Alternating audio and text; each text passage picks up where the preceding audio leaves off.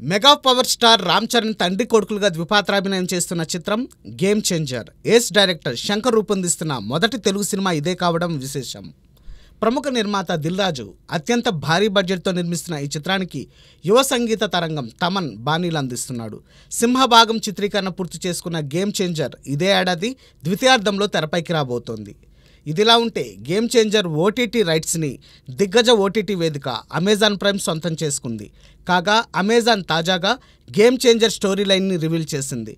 పాలనలో మార్పులు తెచ్చేందుకు ఒక నిజాయితీపరుడైన ఐఏఎస్ ఆఫీసర్ రాజకీయ అవినీతిపై ఏ విధంగా పోరాటం చేశాడన్నదే ఈ సినిమా కథ అని చెప్పుకొచ్చింది అమెజాన్ ప్రైమ్. అయితే స్టోరీ లైన్ని ఎందుకు లీక్ చేశారంటూ మెగా ఫ్యాన్స్ సీరియస్ అవుతున్నారు.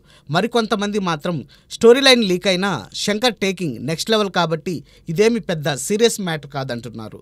కాగా గేమ్ చేంజర్లో రామ్ చరణ్కి జంటగా కీరా అద్వానీ, అంజలి నటిస్తుండగా శ్రీకాంత్, ఎస్జే సూర్య, నవీన్ చంద్ర, సునీల్, జయరాం ఇతర ముఖ్య పాత్రల్లో కనిపించబోతున్నారు.